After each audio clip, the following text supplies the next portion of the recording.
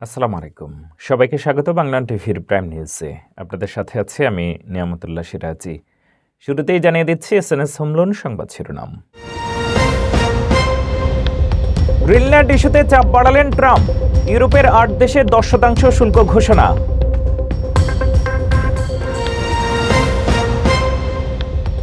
ট্রাম্পের শান্তি বোর্ডে $1 বিলিয়ন সম্ভাব্য ফি। চেয়ারম্যান হবেন ট্রাম্প নিজেই। যুক্তরাষ্ট্রে স্থায়ী ভিসা স্থগিতাদেশে বাংলাদেশি সহ অভিবাসীদের স্বপ্নভঙ্গ। প্রভাব পড়বে অর্থনীতি ও রেমিটেন্সেও। এবং বাংলাদেশে দ্বৈত নাগরিকত্ব থাকলে সংসদ নির্বাচনে অযোগ্য কেন, ব্যাখ্যা দিচ্ছে সংবিধান ও আইন। এতক্ষণ শুনছিলেন শিরোনাম, এবার ফিরছি বিস্তারিত সংবাদে। গ্রিনল্যান্ডের নিয়ন্ত্রণ নিয়ে এবার সরাসরি অর্থনৈতিক চাপ প্রয়োগের পথে হাঁটলেন মার্কিন প্রেসিডেন্ট ডোনাল্ড ট্রাম্প। ইউরোপের ৮টি দেশের পণ্যে ১০% শুল্ক আরোপের ঘোষণা দিয়েছেন তিনি। সমঝোতা না হলে শুল্ক ২৫% উন্নীত করার হুঁশিয়ারিও দিয়েছেন ট্রাম্প। গ্রিনল্যান্ডের নিয়ন্ত্রণ নিয়ে যুক্তরাষ্ট্র ও ইউরোপের মধ্যে উত্তেজনা আরও তীব্র হয়ে উঠেছে। মার্কিন প্রেসিডেন্ট ডোনাল্ড ট্রাম্প ঘোষণা দিয়েছেন, গ্রিনল্যান্ডে যুক্তরাষ্ট্রের নিয়ন্ত্রণের বিরোধিতা করায় ইউরোপের ৮টি দেশের পণ্যের ওপর ১০% আমদানি শুল্ক আরোপ করা হবে। আগামী ফেব্রুয়ারি থেকে এই শুল্ক কার্যকর হবে। সংশ্লিষ্ট দেশগুলো হল Denmark, Norway, Sweden, France, Germany, যুক্তরাজ্য, নেদারল্যান্ডস ও ফিনল্যান্ড। ট্রাম্প আরও সতর্ক করে বলেছেন, যদি ১ জুনের মধ্যে গ্রিনল্যান্ড কেনা নিয়ে কোনো সমঝোতা না হয় তাহলে এই শুল্ক বাড়িয়ে ২৫% করা হবে। সামাজিক যোগাযোগ মাধ্যমে দেয়া এক বার্তায় তিনি দাবি করেন, গ্রিনল্যান্ড যুক্তরাষ্ট্রের জাতীয় নিরাপত্তার জন্য অত্যন্ত গুরুত্বপূর্ণ এবং সেখানে রাশিয়া ও চীনের প্রভাব বাড়ছে। এই ঘোষণার পর ইউরোপ জুড়ে ব্যাপক প্রতিক্রিয়া দেখা গেছে। ডেনমার্ক ও গ্রিনল্যান্ডে বিক্ষোভ হয়েছে, যেখানে মানুষ গ্রিনল্যান্ড বিক্রির জন্য নয় স্লোগান দেয়। ইউরোপীয় কমিশনের নেতারা বলেছেন, এই শুল্ক ট্রান্স আটলান্টিক সম্পর্ককে ক্ষতিগ্রস্ত করবে এবং বিপজ্জনক পরিস্থিতি তৈরি করতে পারে। ন্যাটোর দীর্ঘদিনের মিত্র দেশগুলোর সঙ্গে এমন অবস্থান যুক্তরাষ্ট্র ইউরোপ সম্পর্কে নতুন সংকট সৃষ্টি করছে বলে মনে করছেন বিশ্লেষকেরা। গ্রিনল্যান্ড ইস্যু এখন শুধু ভূখণ্ড নয়, বরং বৈশ্বিক রাজনীতি ও অর্থনৈতিক শক্তি প্রদর্শনের প্রতীক হয়ে উঠেছে। যুক্তরাষ্ট্রের প্রেসিডেন্ট ডোনাল্ড ট্রাম্প গ্রিনল্যান্ড দখলের প্রস্তাবের বিরোধিতা করায় ইউরোপীয় দেশগুলোর উপরে শুল্ক আরোপের হুমকি দিয়েছেন। ১ ফেব্রুয়ারি থেকে Denmark, Norway, Sweden, France, Germany, যুক্তরাজ্য, নেদারল্যান্ডস ও ফিনল্যান্ড থেকে রপ্তানি হওয়া পণ্যের উপরে ১০% শুল্ক কার্যকর হবে, যা পরে ২৫% বাড়ানো হতে পারে। ট্রাম্প গ্রিনল্যান্ডকে যুক্তরাষ্ট্রের নিরাপত্তার জন্য গুরুত্বপূর্ণ উল্লেখ করে দ্বীপটি নিয়ন্ত্রণে আনার দাবি করেছেন।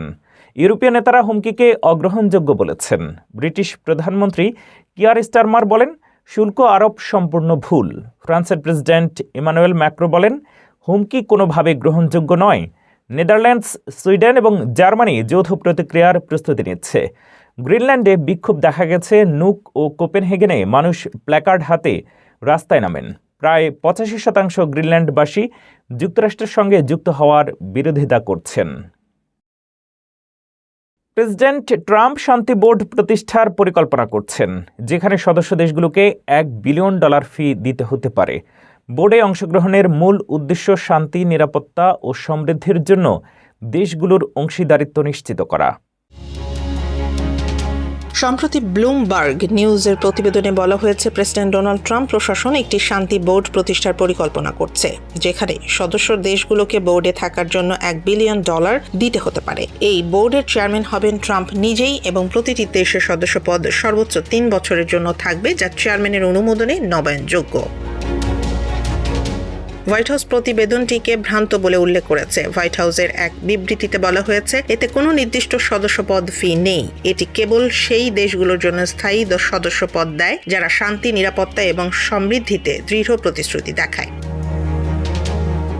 যুক্তরাষ্ট্রের স্টেট ডিপার্টমেন্টও সাংবাদিকদের জানিয়েছে, ট্রাম্প এবং তার বিশেষ দূত স্টিভ ওয়েটকফ এর সোশ্যাল মিডিয়া পোস্টগুলিতে এই অর্থের উল্লেখ নেই। নতুন বোর্ড নিয়ে পরিকল্পনা প্রকাশ করার সময় ট্রাম্প প্রশাসন মনে করিয়েছে যে আন্তর্জাতিক অংশীদার দেশগুলোর সঙ্গে শান্তি এবং নিরাপত্তার জন্য সহযোগিতা শক্তিশালী করা গুরুত্বপূর্ণ। তবে $1 বিলিয়ন দাবির খবর ঘিরে বিশ্ব মিডিয়ায় চাঞ্চল্য সৃষ্টি হয়েছে।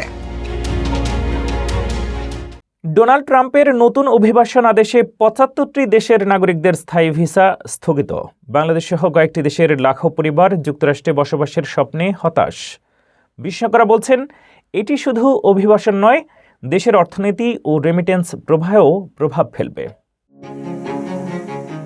যুক্তরাষ্ট্রের প্রেসিডেন্ট ডোনাল্ড ট্রাম্পের দ্বিতীয় মেয়াদে কঠোর অভিবাসন নীতির নতুন অধ্যায় শুরু হয়েছে ১৪ জানুয়ারি। মার্কিন পররাষ্ট্র দপ্তর ঘোষণা করেছে ৭৫টি দেশের নাগরিকদের জন্য স্থায়ী ভিসা প্রক্রিয়া অবধি স্থগিত থাকবে। তালিকায় রয়েছে বাংলাদেশ, পাকিস্তান, থাইল্যান্ড ও ব্রাজিলের মতো দেশ। স্থগিতাদেশ কার্যকর হবে ২১ জানুয়ারি থেকে। ফলে বাংলাদেশ থেকে যুক্তরাষ্ট্রে স্থায়ী বসবাসের আশায় থাকা লাখো পরিবার হতাশ। নতুন নীতি শুধু অভিবাসনকে কঠিন করবে না, বরং বৈশ্বিক অর্থনীতি, কূটনীতি এবং মানবিক অধিকারের ওপরও প্রভাব ফেলবে। ট্রাম্প প্রশাসন জানিয়েছে, যেসব দেশের অভিবাসীরা সরকারি সাহায্য ব্যবহার বা ওভারস্টে ও জালিয়াতির ঝুঁকিতে থাকে, তাদের ভিসা দেয়া হবে না। বিশেষজ্ঞরা বলছেন, এটি মূলত নিম্ন বেতনের শ্রমিকদের স্বনির্ভর না থাকার কারণে নেয়া পদক্ষেপ।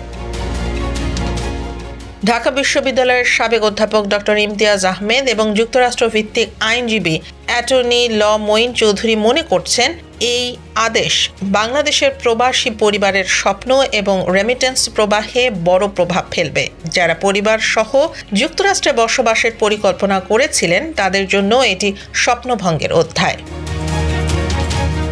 নীতিতে শুধু অভিবাসী ভিসা প্রবাহিত হচ্ছে, নন ইমিগ্রেন্ট ভিসা যেমন স্টুডেন্ট বা বিজনেস ভিসা এখনো চলবে। তবে বিশ্লেষকরা মনে করেন, স্বনির্ভরতা ও দায়িত্বশীলতার অভাবের কারণে বাংলাদেশের কমিউনিটিকে কঠোর বাস্তবতার মুখোমুখি হতে হবে, আর এটি দেশের অর্থনীতি ও পরিবারগুলোর ওপর দীর্ঘমেয়াদে প্রভাব ফেলবে। সপ্তাহান্তে আমেরিকার পূর্ব ও মধ্যাঞ্চলে বিপজ্জনক শীতল ঝড়ের প্রভাবে লাখ লাখ মানুষ ভ্রমণে সমস্যায় পড়েছেন। তুষার, ঝড়ো বাতাস এবং চরম ঠান্ডা মিলিয়ে বিমান ও সড়ক চলাচলকে ব্যাহত করেছে। শনিবার প্রায় ৪,০৯৫টি ফ্লাইট বিলম্বিত এবং ১১০টি বাতিল হয়। নিউ ইয়র্ক মেট্রো এলাকার প্রধান বিমানবন্দরগুলোতে সাময়িক গ্রাউন্ড স্টপ দেওয়া হয়েছে। জাতীয় আবহাওয়া সংস্থা জানিয়েছে, ৩টি শীতল সিস্টেম দেশটির পূর্বাংশে তুষারপাত, বরফ ও বর্ষণ ঘটাচ্ছে। লেক মিডিয়ার এরি এবং অন্টারিও এলাকার দক্ষিণাংশে ৫ থেকে ১০ ইঞ্চি তুষারপাত হতে পারে। নিউ ইয়র্ক, পেনসিলভানিয়া, ম্যাসাচুসেটস এবং জর্জিয়ার কিছু এলাকায় ১ থেকে ৩ ইঞ্চি পর্যন্ত তুষারপাতের পূর্বাভাস রয়েছে। উত্তর ও মধ্যাঞ্চলে অতি শীতের তাপমাত্রা উইন্ড চিলসহ ৩৫°- পর্যন্ত নামতে পারে। সড়ক ও বিমানের যাত্রীদের সতর্ক থাকার জন্য এবং দুর্বল মানুষের জন্য বিশেষ ব্যবস্থা গ্রহণের পরামর্শ দেওয়া হয়েছে।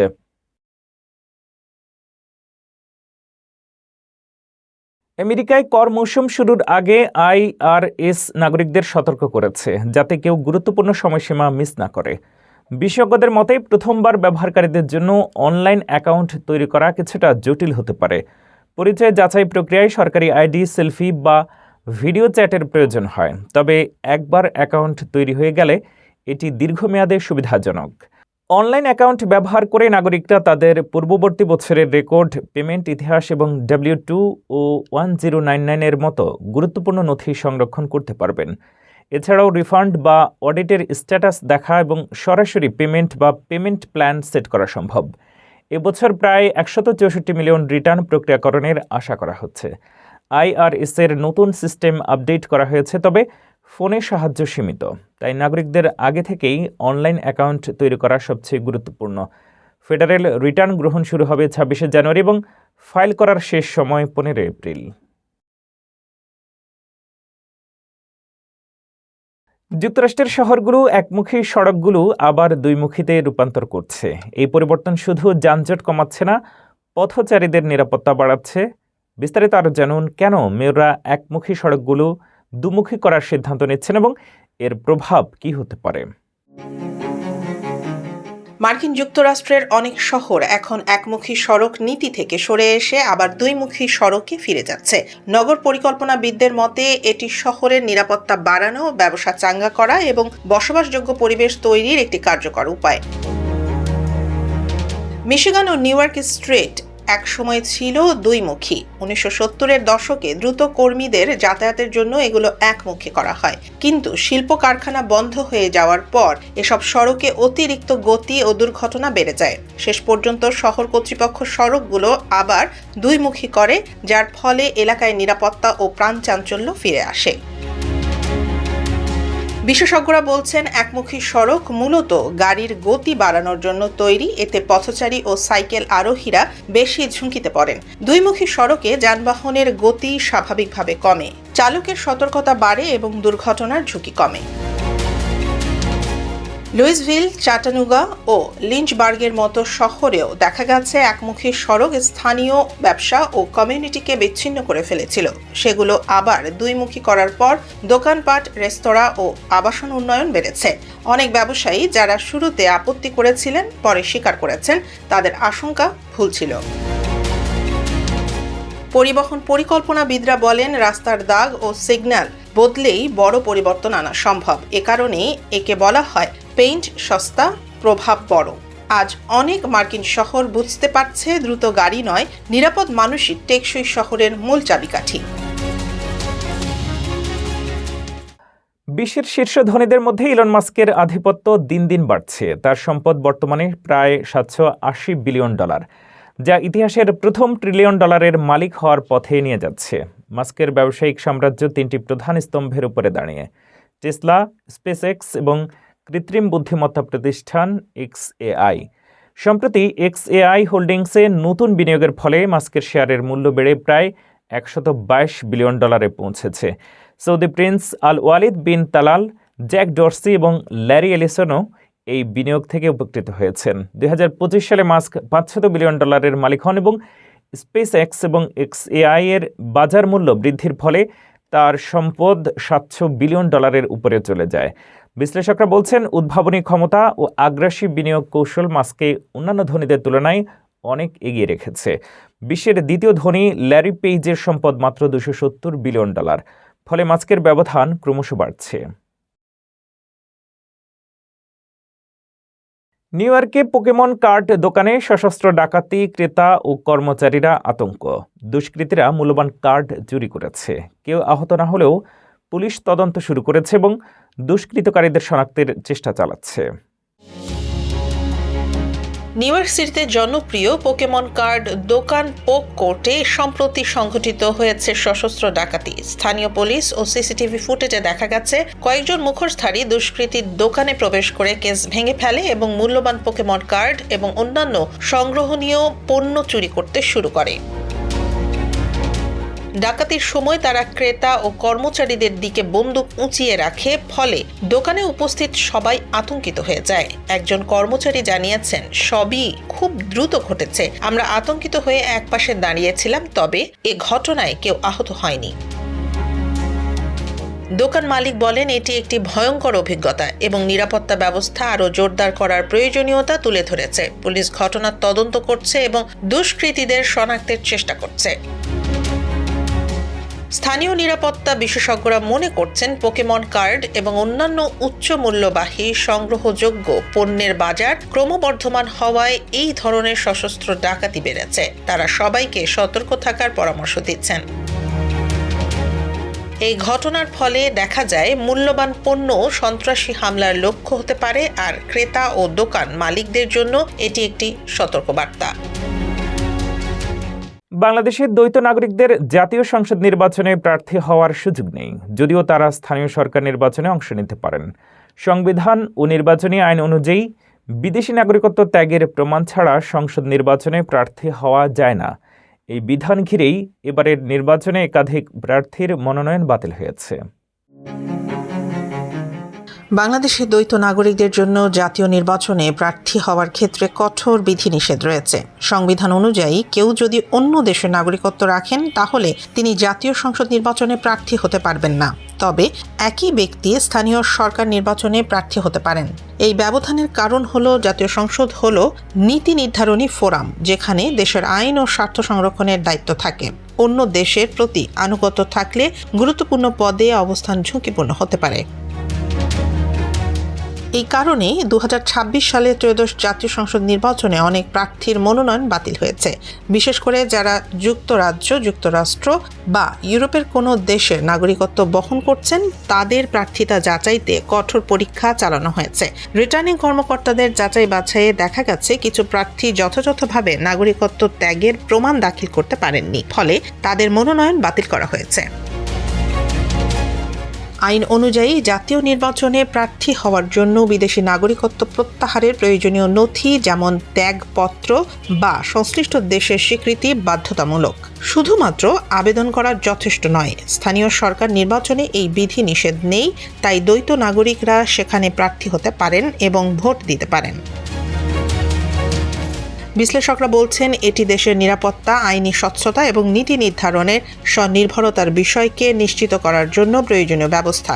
ফলে স্থানীয় ও জাতীয় নির্বাচনের ক্ষেত্রে দ্বৈত নাগরিকদের ভিন্ন যোগ্যতা তৈরি হয়।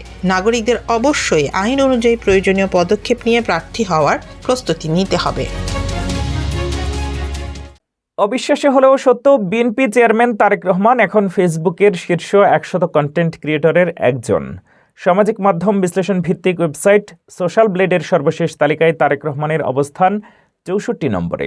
এই তালিকায় স্থান পাওয়া মানে শুধু নিজে পোস্ট দেওয়া নয়, বরং তারেক রহমানকে ঘিরে অন্য ব্যবহারকারীদের তৈরি বিপুল সংখ্যক পোস্ট, আলোচনা, শেয়ার ও প্রতিক্রিয়াকেও বিবেচনা করা হয়। সোশ্যাল ব্লেডের এই পরিসংখ্যান অনুযায়ী তারেক রহমান ডোনাল্ড ট্রাম্পের চেয়েও উপরে রয়েছেন।